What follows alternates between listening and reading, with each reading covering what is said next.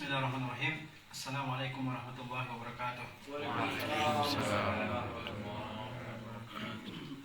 Innal hamdalillah nahmaduhu wa nasta'inuhu wa nastaghfiruh wa na'udzu billahi min shururi anfusina wa min sayyiati a'malina. Innahu may yahdihillahu fala mudilla lahu wa may yudlilhu fala hadiya lahu. Asyhadu an la ilaha illallah wahdahu la syarika lahu wa asyhadu anna Muhammadan abduhu wa rasuluh sallallahu alaihi wasallam la nabiyya ba'dah. Ya ayyuhalladzina amanu taqullaha haqqa tuqatih wa la tamutunna illa wa antum muslimun. Ya ayyuhan nasu taqu rabbakumul ladzi khalaqakum min nafsin wahidah wa khalaqa minha zawjaha wa batha minhuma rijalan katsiran wa nisaa'a wattaqullaha allazi tasaaluna bihi wal arham innallaha kana 'alaikum raqiba. Ya ayyuhalladzina amanu taqullaha wa qulu qawlan sadida yuslih lakum a'malakum wa yaghfir lakum dhunubakum ومن يطع الله ورسوله فقد فاز فوزا عظيما. أما بعد فإن أصدق الحديث كتاب الله وخير الهدي هدي محمد صلى الله عليه وسلم وشر الأمور محدثاتها وكل محدثة بدعة وكل بدعة ضلالة وكل ضلالة في النار. أما بعد فقد قال ربنا تبارك وتعالى يا أيها الناس واعبدوا ربكم الذي خلقكم والذين من قبلكم لعلكم تتقون. الذي جعل لكم الله الأرض فراشا والسماء بناء وأنزل من السماء ماء فأخرج به من الثمرات رزقا لكم فلا تجعلوا لله أندادا وأنتم تعلمون. Kaum muslimin jemaah salat maghrib yang dirahmati Allah Tabaraka wa Ta'ala, mari kita bersyukur kepada Allah Subhanahu wa Ta'ala yang selalu memberikan nikmat-Nya kepada kita semua. Mudah-mudahan kita termasuk di antara hamba-hamba yang bersyukur. Kemudian salawat berserta salam kita sama-sama mohonkan kepada Allah Tabaraka Ta'ala agar Allah Subhanahu Wa Ta'ala menyampaikan salawat dan salam kita untuk Nabi kita Muhammad SAW beserta keluarga, para istri, para sahabat serta orang-orang yang senantiasa mengikuti sunnah, tariqah dan jalannya Rasulullah SAW dalam kehidupan mereka. Perlu perkenalan Ustaz? Tidak. Ya, perkenalan. Oh ya. Mungkin sebelum awak masuk ke tema pengajian singkat awak pada malam ko, mungkin awak perlu perkenalan ya, khususnya dari awak sendiri. Nama Bo Sardinal Abu Syamil. Nagari di Kubuanau di Pekanbayan. Pendidikan dulu di Tauhid Marabe, kemudian di Al-Azhar Kairo, kemudian magister di Perguruan Tinggi Ilmu Al-Quran di PTIK Jakarta. Barangkali itu perkenalan Ambo. Selama di Al-Azhar di Mesir, alhamdulillah Ambo terpencil dari rombongan kawan-kawan anak-anak Minang. Kalau umumnya awak-awak anak-anak Sumbar di Kairo, kalau Ambo terpencil Surah Kaman Surah namanya. Di Surah itu ya perjalanan sekitar 2,5 jam naik auto dari Kairo. Nah situ Ambo kuliah ya sampai menyelesaikan S1.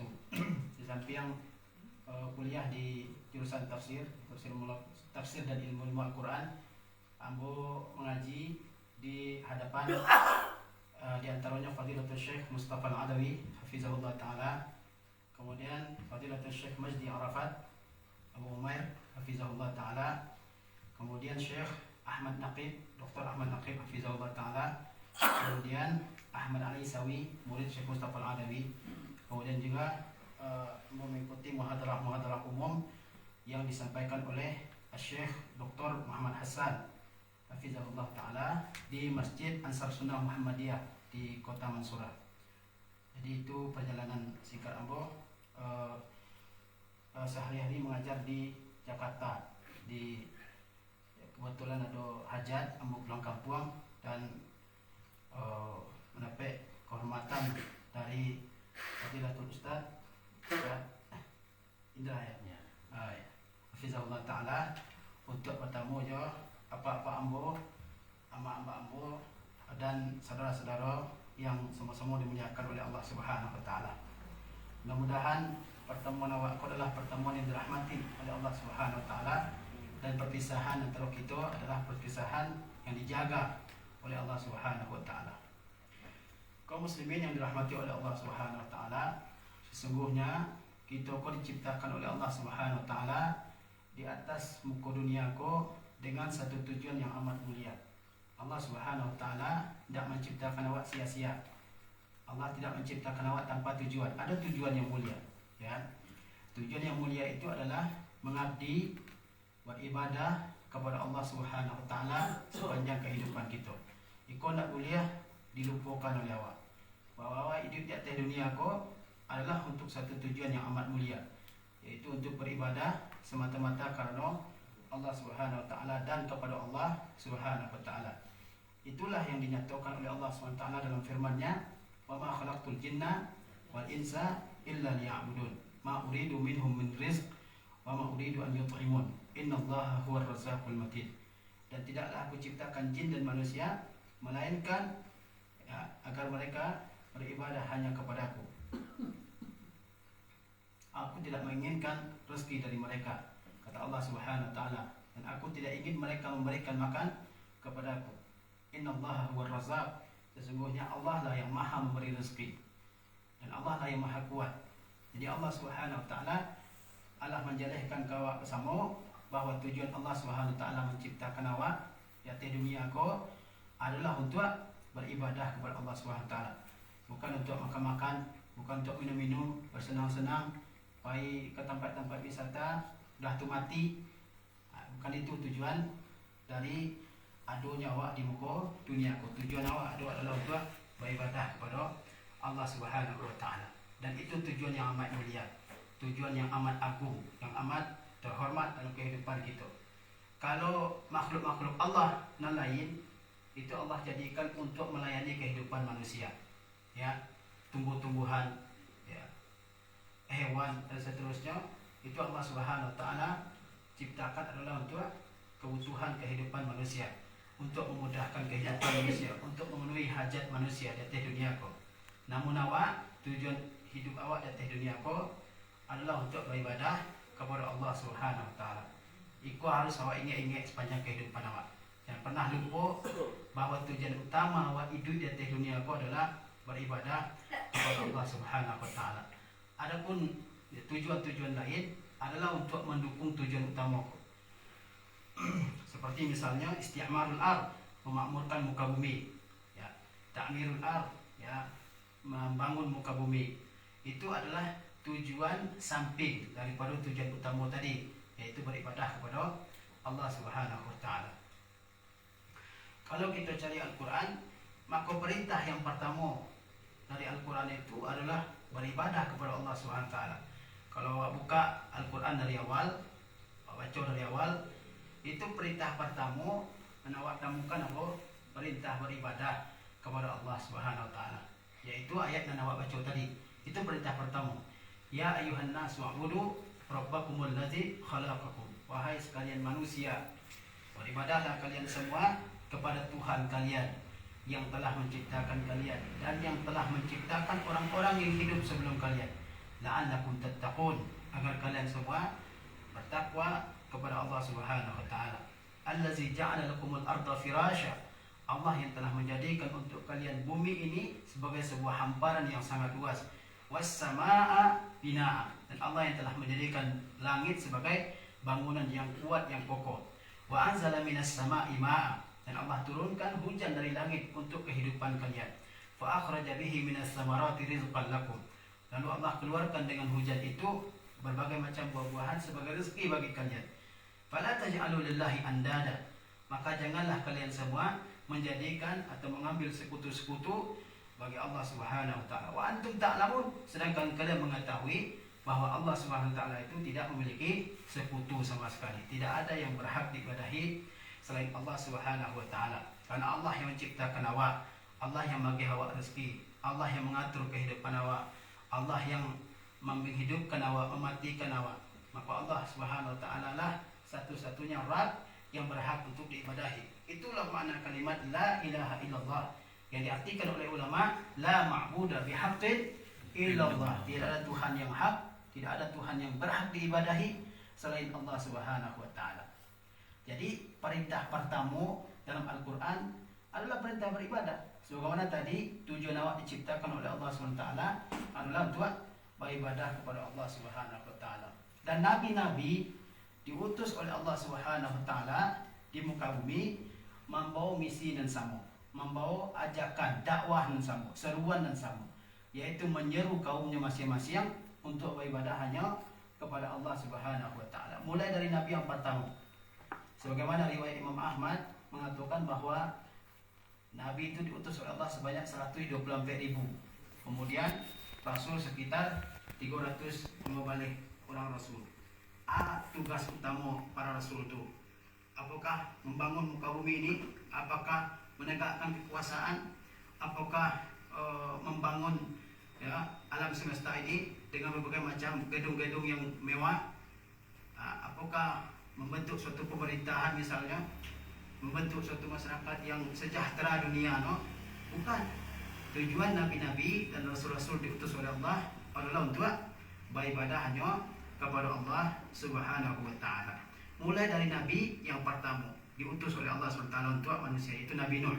Nabi Nuh adalah rasul pertama yang Allah utus kepada manusia. Dakwah Nabi Nuh itu. Dakwah Nabi Nuh itu adalah mengajak kaumnya untuk beribadah hanya kepada Allah Subhanahu wa taala. Maka dakwah-dakwah yang ada kok harus meneladani dakwah para anbiya, para rasul, yaitu mendakwahkan tauhid, mendakwahkan kepada umat awak, kepada masyarakat awak bahwasanya ibadah itu hanya untuk Allah Subhanahu wa taala. Itu adalah al-asas, adalah fondasi, adalah dasar yang harus dimiliki oleh semua jamaah-jamaah dakwah, bahwa tauhid adalah prioritas utamanya, adalah fokus utama. Nabi Nuh dakwah yang pertamanya adalah mengajak kaumnya untuk beribadah kepada Allah Subhanahu wa taala. Kata Allah Subhanahu wa taala, "Inna arsalna Nuhan ila qaumihi an anzir qaumaka min qabli an ya'tiyahum azabun alim. Qala ya qaumi inni lakum nadhirun mubin an ya'budullaha wattaquhu wa ati'un." Sesungguhnya kata Allah Subhanahu wa taala, kami telah mengutus Nuh kepada kaumnya, an anzir qaumaka min qabli an ya'tiyahum azabun alim, agar Nuh ini memberikan peringatan kepada kaumnya sebelum datang siksa yang pedih kepada mereka. Kemudian Nabi Nuh berkata kepada kaumnya, qala ya qaumi inni lakum nadhirun mubin. Wahai kaumku, kata Nabi Nuh, sesungguhnya aku ini adalah pemberi peringatan kepada kalian yang jelas, an ya'budullah wattaquhu wa ati'un, agar kalian hanya beribadah kepada Allah dan agar kalian bertakwa kepadanya, dan agar kalian taat dan patuh kepada Allah SWT. Jalan misinya Nabi Nuh itu, yaitu mengajak kaumnya untuk beribadah kepada Allah Subhanahu wa taala. Bahkan Allah SWT menjelaskan dalam firman-Nya, "Walaqad ba'atsna fi kulli ummatin rasulan an ya'budullaha wajtanibut taghut." Dan sesungguhnya kata Allah SWT, kami telah mengutus seorang rasul pada setiap umat. Setiap umat ada rasul yang Allah utus untuk umat tersebut. Sebagaimana Allah berfirman, "Wa in min ummatin illa khala fiha nadhir." Tidak ada satu pun umat kecuali telah berlalu yang memberi peringatan di tengah-tengah mereka, yaitu para rasul. Apa kata Allah SWT? "Walaqad ba'atsna fi kulli ummatin rasulan an ya'budullaha wajtanibut taghut." Dan sesungguhnya telah kami utus pada setiap umat seorang rasul. Bahkan ada yang lebih dari satu orang rasul, 2 orang rasul, 3 orang rasul dan seterusnya. Misi para rasul yang Allah utus itu an ya'budullah, agar kalian semua hanya beribadah kepada Allah Subhanahu wa taala, wajtanibut taghut, dan kalian semua menjauhi taghut, yaitu segala sesuatu yang diibadahi selain Allah Subhanahu wa taala, segala sesuatu yang ditaati selain Allah Subhanahu wa taala. Jadi setiap umat, bara banyaknya umat sebelum umat Islam, mungkin ratusan atau ribuan umat, masing-masing umat itu telah diutus oleh Allah Subhanahu wa taala seorang rasul di tengah-tengah mereka. Dakwah Rasul itu sama seluruhnya, yaitu mengajak kaumnya untuk beribadah hanya kepada Allah. Itulah yang disebut dengan tauhid. Itulah yang disebut dengan tauhid, yaitu ifradullahi bil ibadah, mengesahkan Allah Subhanahu wa taala dalam setiap ibadah yang kita kerjakan. Kemudian Allah Subhanahu wa taala berfirman, "Wa ma arsalna min qablika min rasulin illa nuhi ilaihi annahu la ilaha illa ana fa'budun." Kata Allah kepada Nabi yang mulia Muhammad SAW, dan tidaklah kami mengutus seorang rasul sebelum engkau ya Muhammad SAW, kecuali kami wahyukan kepadanya bahwasanya tidak ada Tuhan yang hak selain aku, kata Allah Subhanahu wa taala. Fa'budun, maka sembahlah oleh kalian aku. Dalam ayat lain fattaqun di ujungnya. Jadi jelas bahwa setiap umat Allah SWT telah utus di tengah-tengah mereka rasul. Dan dakwah rasul itu adalah tauhid, mengibadahi hanya Allah Subhanahu wa taala. Oleh sebab itu, kalau kita cari sejarah nabi-nabi dalam Al-Qur'anul Karim, maka dakwah nabi itu adalah pertentangan antara tauhid wa syirik, antara tauhid dan syirik. Nabi-nabi itu mengajak kaumnya masing-masing untuk mentauhidkan Allah SWT dalam ibadahnya dan menjauhi yang disebut dengan syirik, yaitu apa? Menyembah atau beribadah kepada selain Allah Subhanahu wa taala. Oleh sebab itu Allah berfirman, wa ila 'adin akhahum huda qala ya qaumi ibudullah ma lakum min ilahin ghairu. Kepada kaum Ad adalah kami utus saudara mereka sendiri, yaitu Hud alaihi salam. Apa seruan Nabi Hud di tengah-tengah kaumnya? Ya qaumi ibudullah, wahai kaumku, beribadahlah kalian semua hanya kepada Allah. Ma lakum min ilahin ghairu. Tidak ada Tuhan yang hak bagi kalian selain Allah Subhanahu wa taala. Wa ila Thamud akhahum Salihah qala ya qaumi ibudullah ma lakum min ilahin ghairu. Dan kepada negeri Thamud yang akhirnya dihancurkan oleh Allah Subhanahu wa taala, kepada negeri Thamud telah kami utus, kata Allah Subhanahu wa taala, saudara mereka siapa? Salih. Apa dakwahnya Nabi Salih? Ya qaumi ibudullah ma lakum min ilahin ghairu. Wahai kaumku, beribadahlah kalian hanya kepada Allah SWT. Tinggalkan oleh kalian segala perbuatan-perbuatan syirik. Malakum min ilahin ghairu. Tidak ada Tuhan yang hak bagi kalian selain Allah Subhanahu wa taala.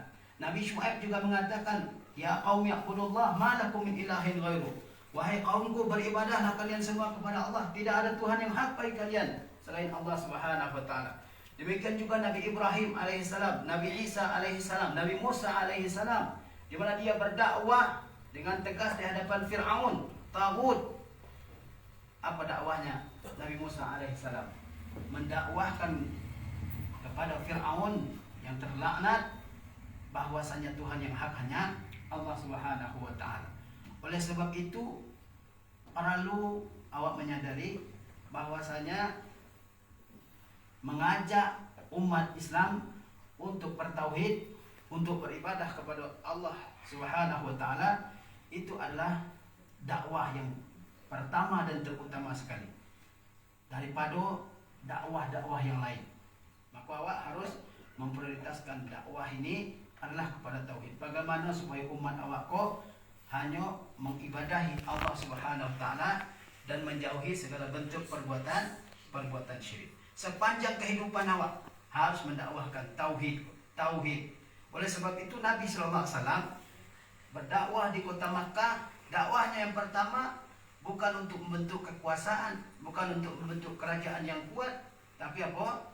Dakwah tauhid. Oleh sebab itu selama 13 tahun Nabi di Makkah, dakwahnya adalah dakwah tauhid. Bagaimana supaya ahlu Makkah, penduduk kota Makkah, hanya beribadah kepada Allah Subhanahu wa taala dan meninggalkan segala tuhan-tuhan selain Allah Subhanahu wa taala. Kita ketahui bahwa penduduk Makkah itu adalah ubadul asnam, penyembah-penyembah berhala. Setiap orang ada berhalanya, setiap keluarga ada berhalanya. Itulah yang mereka sembah.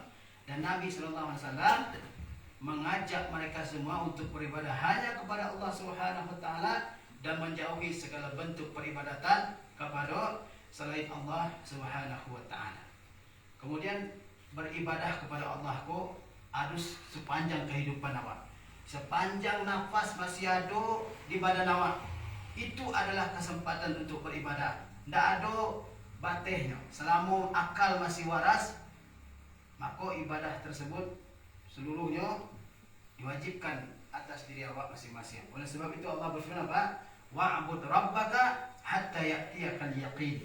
Beribadahlah engkau kepada Rabb engkau hingga datang al-yaqin, yang ditafsirkan oleh ulama dengan apa? Al-maut, dengan kematian. Beribadahlah engkau kepada Rabb engkau sampai datang kematian. Sampai datang kematian. Itulah masuk beribadah kepada Allah Subhanahu wa taala sepanjang kehidupan awak. itu adalah masuk beribadah kepada Allah Subhanahu wa taala. Dan berbagai macam bentuknya. Segala bentuk ibadah itu harus diserahkan hanya kepada Allah Subhanahu wa taala. Tidak boleh sama sekali diserahkan kepada sesuatu selain Allah Subhanahu wa taala, entah itu berhala, entah itu patung, entah itu syekh, entah itu wali, entah itu apa lagi dan macam-macam namanya, kuburan wali dan seterusnya. Itu adalah Tuhan-Tuhan yang tidak patut untuk kita ibadahi selain Allah Subhanahu wa taala. Dalam Al-Qur'anul Karim, Allah Subhanahu wa taala berulang-ulang kali memerintahkan kepada awakku untuk beribadah. Wa'budullaha wa la tusyriku bihi syai'a. Beribadahlah kalian hanya kepada Allah dan janganlah kalian menyekutukan Dia dengan sesuatu. Allah berfirman, "Wa qadha rabbuka alla ta'budu illa iyyahu wa bil walidaini ihsana." Dan Tuhanmu telah memerintahkan agar kalian tidak beribadah kecuali hanya kepada Allah Subhanahu wa taala dan janganlah kalian menyekutukan Dia dengan sesuatu. Qul ta'alu atlu ma harrama rabbukum 'alaikum alla tusyriku bihi syai'a. Katakanlah, kemarilah kalian semua, akan aku bacakan apa yang telah Allah wahyukan kepadaku. Apa itu? Agar kalian beribadah hanya kepada Allah dan kalian tidak menyekutukan Allah Subhanahu wa taala dengan apapun dalam kehidupan kalian ini. Jelas ya, Allah Subhanahu wa taala menjelaskan ya dalam Al-Qur'anul Karim tentang dakwah ini, yaitu dakwah untuk beribadah hanya kepada Allah Subhanahu wa taala. Lalu apa itu ibadah? Para ulama menjelaskan tentang ibadah itu. Di antaranya Syekh Muhammad Ibn Abdul Wahab rahimahullah ta'ala dalam kitab beliau Al-Usul Sittah, kata beliau, al-ibadatu ta'atullahi bimtithalil awamir wajtinabin nawahi. Di antara makna ibadah adalah perkataan Syekh Muhammad Ibn Abdul Wahab rahimahullah ta'ala. Kata beliau, ibadah itu adalah ta'atullah, menaati Allah Subhanahu wa ta'ala dengan mengerjakan apa-apa yang Allah perintahkan dan menjauhi apa-apa yang Allah larang. Yang Allah perintahkan kepada awak, ketika perintah-perintah Allah kita kerjakan, maka itu kita sedang beribadah kepada Allah SWT. Menjauhi larangan-larangan Allah SWT. Ketika ada larangan Allah SWT dan awak jauhi larangan-larangan Allah SWT itu awak sedang beribadah kepada Allah SWT. Apa perintah Allah SWT? Allah SWT memerintahkan kita misalnya mengerjakan sembahyang 5 kali sehari semalam. Ketika awak melaksanakan perintah Allah itu mengerjakan salat 5 waktu sehari semalam, itu awak beribadah kepada Allah SWT. Allah perintahkan kita mengerjakan wudu setiap kali salat misalnya, itu ibadah. Ketika Allah SWT memerintahkan awak mengerjakan puasa di bulan Ramadan, ibadah. Menunaikan zakat bagi yang mampu, itu ibadah. Ketika awak mengerjakan ibadah haji ke Baitullahil Haram, itu adalah ibadah. Ketika awak menutup aurat, itu adalah ibadah. Ketika awak hifzul lisan, menjaga ucapan awak, menjaga kata-kata awak, itu adalah ibadah. Kemudian misalnya ketika awak al-infaq fi sabilillah, mengeluarkan infak, belanja di jalan Allah Subhanahu wa taala, itu adalah ibadah, ya. Ketika awak santun ke orang lain, ketika awak memuliakan orang lain, memuliakan orang yang lebih tua dari awak, menyayangi yang lebih ketek dari awak, ketika awak menuntut ilmu, itu adalah ibadah. Kemudian ketika awak menjauhi segala yang dilarang oleh Allah Subhanahu wa taala, itu juga termasuk ibadah. Yang Allah larang. Larangan yang paling terbesar dalam Al-Qur'an itu adalah larangan berbuat syirik. Oleh sebab itu, setiap kali ada perintah beribadah kepada Allah, diiringi oleh Allah dengan perintah, dengan larangan berbuat syirik. Selalu dalam Al-Quran ada itu. Kalau ada perintah beribadah kepada Allah, diiringi oleh Allah Subhanahu wa taala dengan perintah, dengan larangan berbuat kesyirikan. Setiap awak berupaya menjauhi segala larangan Allah Subhanahu wa taala, itu awak sedang beribadah kepada Allah Subhanahu wa taala. Awak berupaya menjauhi kesyirikan, syirik besar, syirik kecil. Awak berupaya menjauhi nifak, itu awak sedang beribadah kepada Allah Subhanahu wa taala. Awak berupaya menjauhi ghibah, gunjing, namimah dan seterusnya, itu awak sedang beribadah kepada Allah Subhanahu wa taala. Ketika awak berupaya untuk menjauhi segala tipu daya, segala kecurangan dalam jual beli, kedustaan dalam kehidupan, itu awak sedang beribadah kepada Allah Subhanahu wa taala. tatkala seseorang mengerjakan tiap-tiap yang Allah perintahkan dan tatkala seseorang menjauhi setiap yang dilarang oleh Allah SWT, itu sedang mengerjakan ibadah kepada Allah Subhanahu wa taala. Jadi cakupan ibadah tidak sekedar rukun Islam, rukun iman, tapi seluruh kehidupan awak. Oleh sebab itu ulama mengatakan di antara bukti kecerdasan seseorang itu adalah dia bisa menjadikan aktivitas kehidupannya sehari-hari sebagai ibadah untuk Allah Subhanahu wa taala. Kemudian definisi yang lain adalah definisi yang diungkapkan oleh Syekhul Islam Ibnu Taimiyah rahimahullah taala dalam kitab beliau Al-Ubudiyah. Kata beliau, al-ibadatu ismun jami'un likulli ma yuhibbuhu Allah wa yardah min al-aqwali wal af'ali az-zahirati wal batinah. Kata beliau, ibadah itu adalah suatu istilah yang umum yang mencakup segala sesuatu yang dicintai dan diridai oleh Allah SWT, baik berupa perkataan atau ucapan, baik ucapan dan perkataan tersebut nyata ataupun tersembunyi dalam hati. Seperti apa? Kan doa, kata beliau, seperti doa. Oleh sebab itu Rasulullah SAW menyebut doa itu dengan ibadah. Kata Rasulullah, ad-du'a'u huwal ibadah. Doa itu adalah ibadah. Maka tidak boleh doa itu dipersembahkan kepada selain Allah Subhanahu wa taala. Allah Subhanahu wa taala berfirman, "Ud'uni astajib lakum innal ladzina yastakbiruna an ibadati sayadkhuluna jahannama dakhirin." Ud'uni astajib lakum, berdoalah kalian kepadaku maka aku akan mengabulkan doa kalian. Innal ladzina yastakbiruna an ibadati sayadkhuluna jahannama dakhirin. Sesungguhnya orang-orang yang merasa sombong untuk beribadah kepadaku, maksudnya untuk berdoa kepadaku, kata Allah Subhanahu wa taala, sayadkhuluna jahannama dakhirin. Mereka semua akan masuk neraka dalam keadaan hina. Salat ibadah, puasa ibadah, menuntut ilmu ibadah, infak fisabilillah ibadah, berbakti kepada kedua orang tua ibadah. Oleh sebab itu setiap ada perintah bertauhid, beribadah kepada Allah SWT di dalam Al-Quranul Karim, sering sekali Allah barengi dengan perintah berbakti kepada kedua orang tua.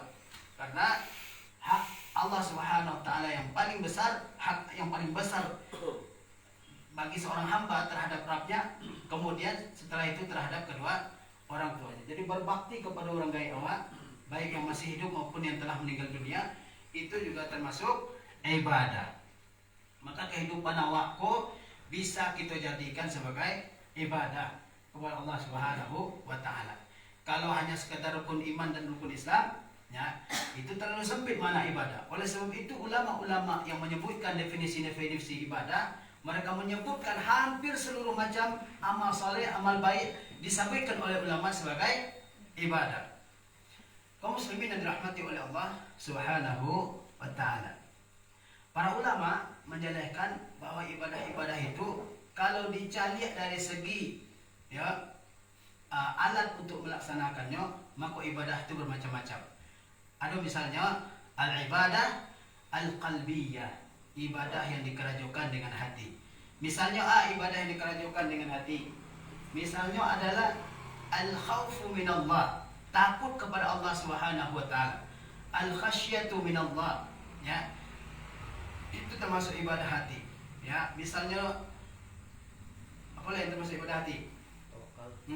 Tawakkal ala Allah, bertawakal kepada Allah Subhanahu wa taala. Itu termasuk ibadah hati. Al-isti'anatu billah, memohon pertolongan kepada Allah Subhanahu wa taala, itu termasuk ibadah hati. Kemudian ada ibadah qauliyah, ibadah yang berbentuk ucapan. Misalnya zikr, berzikir mengingat Allah Subhanahu wa taala. Itu adalah ibadah. Oleh sebab itu Allah berfirman dalam Al-Qur'an, "Fadhkuruni azkurkum." Ingatlah oleh kalian aku, maka aku akan mengingat kalian. Misalnya beristighfar, astagfirullah, astagfirullah. Misalnya zikir-zikir yang awak baca setelah salat, azkar ba'da salat, itu adalah ibadah qauliyah, ibadah-ibadah yang berbentuk ucapan. Misalnya tilawatul Quran, itu ibadah. Ya, oleh sebab itu Rasulullah SAW mengatakan, "Man qara'a harfan min kitabillahi falahu bihi hasanah wal hasanatu bi asyri amsalihha." Barang siapa yang membaca satu huruf dari Al-Quran, dia mendapatkan 10 pahala.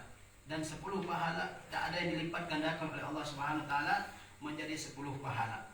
Misalnya berdakwah di jalan Allah Subhanahu wa taala, mengajak kaum muslimin untuk taat dan patuh kepada Allah Subhanahu wa taala, untuk menjauhi segala larangan Allah Subhanahu wa taala, itu adalah ibadah. Jangan diabaikan.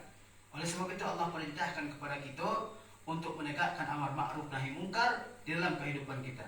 Kata Allah Subhanahu wa taala, kuntum khaira ummatin ukhrijat lin-nas ta'muruna bil ma'ruf wa tanhauna 'anil munkar.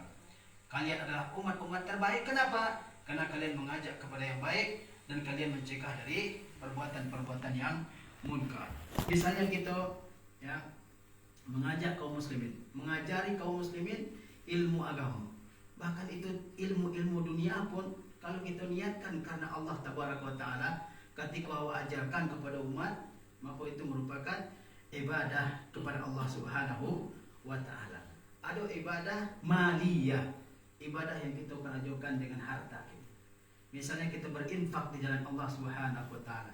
Bagi yang mampu mungkin bisa mengerjakan haji atau mengeluarkan zakat, itu ibadah. Maka ketika awak mengerjakan ibadah-ibadah tersebut harus diperiksa niat dalam hati kita. Apakah karena Allah Subhanahu wa taala atau karena faktor-faktor yang lain. Kaum muslimin yang dirahmati oleh Allah Subhanahu wa taala. Dan ada ibadah badaniyah, ibadah yang kita kerjakan dengan badan kita, dengan tubuh kita. Misalnya berjihad di jalan Allah Subhanahu wa taala, mengerjakan salat 5 waktu, berpuasa di bulan Ramadan, pergi naik haji. Di satu sisi merupakan ibadah maliyah dan di sisi lain merupakan ibadah badaniyah. Berbagai macam ibadah yang kita kerjakan dalam kehidupan kita. Kaum muslimin dirahmati oleh Allah Subhanahu wa taala. Jadi cakupan ibadah dalam agama Islam itu cakupannya sangat luas. Kemudian perlu kita ketahui syurutul qabulul ibadat, yaitu syarat-syarat diterimanya ibadah oleh Allah Subhanahu wa taala. Bukankah kita beribadah adalah supaya ibadah awak itu diterima oleh Allah Subhanahu wa taala. Syarat-syarat supaya ibadah awakku diterima oleh Allah Subhanahu wa taala. Ketika syarat-syarat diterimanya ibadah itu sudah awak penuhi, maka ibadah awak akan diterima oleh Allah Subhanahu wa taala. Yang pertama al-ikhlasu lillah, ikhlas karena Allah Subhanahu wa taala. Yang kedua muwafaqatu li sunnatin Nabi sallallahu alaihi wasallam, sesuainya ibadah tersebut dengan apa yang telah diajarkan oleh Nabi kita yang mulia Muhammad sallallahu alaihi wasallam. Oleh sebab itu Al-Imam Ibnu Qayyim rahimahullah taala dalam Zadul Ma'ad fi Hadi Khairul Ibad, beliau mengatakan bahwasanya pada hari kiamat ada 2 pertanyaan yang akan Allah tanyakan kepada setiap hamba terkait dengan ibadah. Pertama, maza kuntum ta'budun? Yang kedua, wa bimaza ajabtumul mursalin? Pertanyaan yang pertama terkait ibadah yang akan Allah tanyakan kepada setiap hamba pada hari kiamat. Yang pertama apa? Maza kuntum ta'budun? Apa yang kalian ibadahi selama kalian hidup di dunia? Apakah kalian beribadah hanya kepada Allah Subhanahu wa taala atau kalian beribadah kepada arbab, kepada tuhan-tuhan selain Allah Subhanahu wa taala? Itu akan Allah tanyakan. Allah tidak menerima ibadah kecuali ibadah yang murni karena Allah Subhanahu wa taala. Kalau dalam niat ibadah hawa ada niat-niat lain, ada faktor-faktor lain, maka Allah Subhanahu wa taala tidak akan menerimanya. Oleh sebab itu seperti nama jelaskan tadi, setiap ada perintah beribadah dalam Al-Quran, Allah iringi dengan perintah menjauhi kesyirikan. Itu syirik, yaitu menyembah selain Allah Subhanahu wa taala, atau sarfu syai' minal ibadah li ghairillahi taala, memalingkan sesuatu dari ibadah kepada selain Allah Subhanahu wa taala. Itu di niat awak. Maka ibadah itu harus berdasarkan dengan niat yang ikhlas karena Allah Subhanahu wa taala. Akhlis fi ibadatika yakfikal qalilu min amalika. Ikhlaslah engkau dalam ibadahmu, maka cukup amal yang sedikit, dia akan menyelamatkan engkau dari murka dan siksa Allah Subhanahu wa taala. Puluhan ayat dalam Al-Quran yang memerintahkan kita untuk ikhlas dalam satu ibadah yang dikerjakan. Bahkan Nabi sendiri Allah perintahkan untuk ikhlas. Fa'budillaha mukhlishan lahuddin. Maka beribadahlah engkau kepada Allah wahai Muhammad dengan memurnikan agama itu. Ikhlas itu kata ulama dari kata khulus. Khulus itu jernih, barasiah, bahasa itu pure, benar-benar murni. Itulah ibadah yang diterima oleh Allah Subhanahu wa taala. Dan Allah mengancam setiap orang yang beribadah dan dicampuri ibadahnya dengan syirik. Kata Allah Subhanahu wa taala, "La in asyrakta la yahbatanna 'amaluka." Kalau engkau wahai Muhammad, Nabi Muhammad SAW diingatkan oleh Allah Subhanahu wa taala, kalau engkau niatnya bercabang-cabang dalam ibadah, maka Allah Subhanahu wa taala akan menggugurkan amal engkau yang banyak itu. Allah mengatakan walau asyraku lahabita anhu ma kanu ya'malun. Kalau mereka berbuat syirik, maka gugurlah semua yang mereka lakukan dan mereka kerjakan dari berbagai macam ibadah dalam kehidupan mereka. Maka hati-hati bahwa keikhlasan itu adalah syarat yang paling penting di dalam mengerjakan ibadah. Tidaklah Allah Subhanahu wa taala menerima dari ibadah kita kecuali yang ikhlas. Oleh sebab itu Allah Subhanahu wa taala berfirman, "Wa ma umiru illa liya'budullaha mukhlishina lahuddin hunafa wa yuqimus shalah wa yu'tuz zakah wa zalika dinul qayyimah." Dan tidaklah mereka diperintah kecuali agar mereka beribadah kepada Allah dengan memurnikan agama ini hanya semata-mata untuk Allah Subhanahu wa taala. Kemudian mereka menegakkan agama ini dengan lurus, menegakkan salat, mengeluarkan zakat, dan itulah agama yang lurus kata Allah Subhanahu wa taala. Maka ibadah awakku tidak akan diterima oleh Allah Subhanahu wa taala kecuali dengan kemurnian dari niat awak, yaitu semata-mata kepada Allah Subhanahu wa taala. Itu perlu awak periksa niat-niat awak dalam setiap ibadah yang kita kerjakan. Untuk awak beribadah, apakah untuk Allah atau untuk selain Allah Subhanahu wa taala? Dan perlu awak mencari ibadah awak itu, apakah memang dipersembahkan betul-betul 100% untuk Allah SWT, atau ada dari ibadah awak itu yang dipersembahkan kepada selain Allah Subhanahu wa taala? Apakah awak beribadah memang mencari ridha Allah Subhanahu wa taala atau awak mencari ridha makhluk? Itu harus diperhatikan dalam setiap ibadah yang kita kerjakan. Jangan sampai awak beribadah kepada Allah Subhanahu wa taala sepanjang kehidupan awak, tapi nanti di akhirat ganjarannya nol. Sebagaimana diungkapkan oleh Al-Imam Ibnul Qayyim rahimahullah ta'ala, orang yang tidak ikhlas dalam beribadah saruman orang nampai ke pasar, dibawanya karung, isinya pasir. Ketika sampai di pasarnya belanja macam-macam, dan ketika dibayar belanja-belanjanya itu dikeluarkan karung tadi, ternyata isinya apa? Isinya adalah pasir. Tidak bisa dibelanjakan dengan untuk membeli berbagai macam barang. Itulah perumpamaan yang dibuat oleh Al-Imam Ibnul Qayyim rahimahullah. Maksudnya orang yang beribadah kepada Allah SWT tidak ikhlas dalam ibadahnya, maka ibadahnya itu sia-sia, tidak ada nilainya di sisi Allah Subhanahu wa taala. Maka tidak bisa mendapatkan ganjaran pahala dari sisi Allah Subhanahu wa taala. Kemudian syarat dari ibadah yang kedua adalah ittiba'un Nabi SAW, atau disebut dengan muwafaqatu sunnatin Nabi, sesuai dengan yang disunnahkan dan diajarkan oleh Nabi SAW. Tidak boleh orang beribadah menurut kehendaknya surang, seleronya surang, tidak boleh. Dia mangkon kelama, dia mangkon lasuha, tidak boleh. Namanya ibadah harus mengikuti contoh yang telah dicontohkan oleh Nabi SAW. Dan setiap ibadah itu sudah ada contohnya dari Nabi SAW. Sehingga tidak boleh awak beribadah menurut selera awak masing-masing, menurut suku-suku awak masing-masing. Harus sesuai dengan contoh Nabi SAW. Oleh sebab itu ulama mengatakan ada dua hadis yang menjadi timbangan dalam setiap amal manusia. Yang pertama, al-mizanul batin, yaitu hadis innamal a'malu binniyat wa innamal likulli imri'in ma nawa, bahwa seseorang itu mendapatkan ganjaran dari Allah Subhanahu wa taala sesuai dengan niat yang ada dalam hatinya. Apakah ikhlas atau tidak, orang akan mendapatkan ganjaran sesuai dengan niat yang ada dalam hatinya. Dan yang kedua adalah al-mizan zahir. Al-mizan az-zahir, yaitu timbangan zahir. Amal ibadah awak kau ditimbang dengan dua timbangan tadi. Al-mizanul batin dan al-mizanul zahir. Mizan batin yaitu apakah ikhlas atau tidak, dan mizan zahirnya apakah sesuai dengan yang dicontohkan oleh Nabi sallallahu alaihi wasallam atau tidak. Ada dalilnya. Rasulullah SAW bersabda, "Man ahdatsa fi amrina haza ma laisa minhu fahuwa raddun." Barang siapa yang mengada-ngada suatu ibadah dalam agama ini, maka ibadah tersebut tertolak. Man amila amalan laisa alaihi amruna fahuwa raddun. Barang siapa yang mengerjakan suatu amalan yang tidak sesuai dengan apa yang kami contohkan kata Rasulullah, maka tertolak.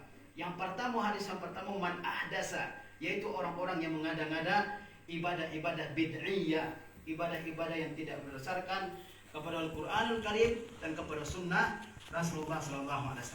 Maka ada dua timbangan dalam satu ibadah yang kita kerjakan itu. Al-mizanul batin adalah keikhlasan dalam hati, tidak ada yang tahu selain orang yang mengerjakan ibadah dan Allah Subhanahu wa taala. Dan yang kedua adalah al-mizanul zahir, timbangan neraca yang nampak, yaitu hadis Rasulullah SAW, man ahdasa fi amrina haza ma laysa minhu fahuwa raddun. Barang siapa yang mengada-ngada sesuatu dalam agama maka tertolak, kata Rasulullah SAW. An-Nawawi rahimahullah mengatakan raddun ay mardudun. Raddun, kata Nawawi, diartikan mardud, yaitu ditolak oleh Allah Subhanahu wa taala. Sebab Rasulullah SAW diutus oleh Allah Subhanahu wa taala adalah untuk menjalihkan kepada umat ibadah yang batua dan cara beribadah kepada Allah Subhanahu wa taala ibadah. Maka Rasulullah SAW jalihkan kepada Allah. Rasulullah SAW jalihkan cara berwudu, disaksikan oleh berbagai macam mata para sahabat. Rasulullah SAW jalihkan kepada awak tata cara solat. Rasulullah SAW jalihkan kepada awak tata cara azan. Rasulullah SAW jalihkan kepada awak tata cara berzakat, tata cara naik haji, tata cara berpuasa, dan seterusnya. Kata Rasulullah SAW misalnya tentang salat, sallu kama ra'aitumuni usalli. Salatlah kalian seperti kalian melihatku salat. Tentang haji kata Rasulullah SAW, khuzu anni manasikakum. Ambillah oleh kalian manasik, tata cara melaksanakan haji dariku, kata Rasulullah SAW. Maka awak harus mengukur satu ibadahku dengan dua ukuran tadi, al-mizanul batin dan al-mizanul zahir. Dan harus awak tanyakan ke diri awak, apakah ibadah yang nampak lakukan ku ikhlas karena Allah? Dan yang kedua pertanyaannya adalah, apakah pernah dilakukan dan dicontohkan oleh Nabi SAW? Kalau tidak pernah dicontohkan oleh Rasulullah SAW, maka jangan dikerjakan. Karena itu termasuk ibadah-ibadah yang bid'iyah, Tidaklah Rasulullah SAW meninggal kecuali Allah Subhanahu wa taala telah menyempurnakan agama ini di tangan Rasulullah SAW.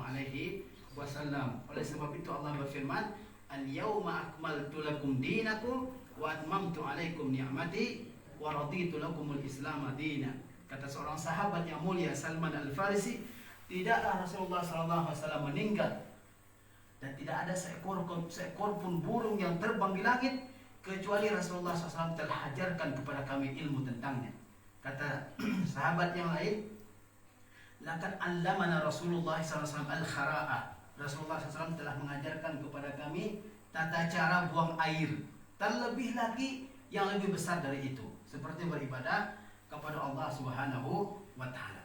Maka awak harus ukur setiap ibadah yang kita kerjakan, apakah karena Allah atau tidak. Kalau tidak karena Allah, maka harus awak berjuang menjauhi segala sebab-sebab yang menyebabkan ibadah awak terpalingkan kepada selain Allah Subhanahu wa taala. Entah itu riya, entah itu sum'ah, entah itu mempersembahkan suatu ibadah kepada selain Allah Subhanahu wa taala, seperti mempersembahkan ibadah kepada kubur-kubur, kepada wali, atau berdoa kepada selain Allah Subhanahu wa taala. Dan yang kedua adalah mengukur ibadah tersebut dengan apa? Dengan al-mizan az-zahir, yaitu sunnah Rasulullah SAW. Ikuti saja Rasulullah SAW. ibadah yang dikerajakan oleh Rasulullah SAW awak ikuti. Ibadah yang tidak dikerajakan oleh Rasulullah SAW dan dikerajakan oleh orang setelahnya, maka tidak boleh awak ikuti, karena itu apa? Termasuk kepada ibadah-ibadah yang bid'ah. Dan awak sama mengetahui bahwa ancaman Rasulullah SAW terhadap orang-orang yang mengerjakan bid'ah. Terakhir, mari kita jadikan kehidupan awakku seluruhnya adalah untuk beribadah kepada Allah Subhanahu wa taala, sebagaimana diucapkan oleh Nabi yang mulia Ibrahim alaihissalam. Qul inna salati wa nusuki wa mahyaya wa mamati lillahi rabbil alamin la syarika lahu wa bidzalika umirtu.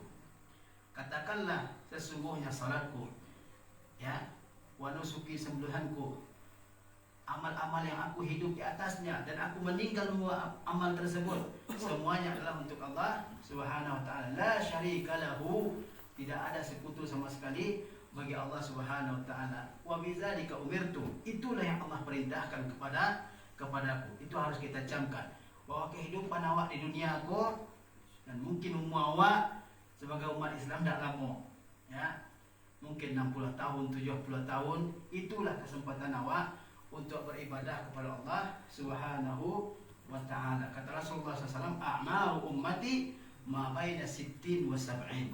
Umur umatku itu antara 60 dan 70 tahun. Wa qalilu man jawaza zalika, dan sedikit yang melebihi umur 60 dan 70 tahun itu, kata Rasulullah SAW. Maka kehidupan awakku harus dijadikan sebagai kesempatan untuk beribadah sebaik mungkin dan sebanyak mungkin. Sebaik mungkin dan sebanyak mungkin. Bahkan kau katakan sebaik mungkin, bahkan kau katakan sebanyak mungkin saja. Karena ibadah itu yang dinilai mungkin bukan banyaknya, tapi baiknya. Oleh sebab itu Allah berfirman, Tabarakallazi biyadihil mulku wa huwa ala kulli syai'in qadir, allazi khalaqal mauta wal hayata liyabluwakum ayyukum aksaru amala atau ahsanu amala. Ahsanu amalan, ya, allazi khalaqal mauta wal hayata, Allah yang telah menciptakan al-mauta, kematian dan kehidupan, liyabluwakum, untuk menguji kalian siapa di antara kalian yang terbaik amalnya, bukan yang terbanyak amalnya. Maka awak harus memprioritaskan apa? Amal yang baik daripada amal yang banyak. Banyak tapi tidak ada kualitasnya, banyak tidak ikhlas, banyak dan sesuai dengan contoh Nabi, itu sia-sia. Lebih baik sedikit amal kita tapi semuanya ikhlas karena Allah Subhanahu wa taala dan mencontoh sunnah Rasulullah sallallahu alaihi wasallam. Barangkali ikut pengajian dan bisa mau sampaikan dalam kesempatan yang berbahagia ko. Mungkin asominamu agak campur-campur karena mau merantau. Wassallallahu ala nabiyina Muhammad wa ala alihi washabihi wasallam. Wassalamualaikum warahmatullahi wabarakatuh.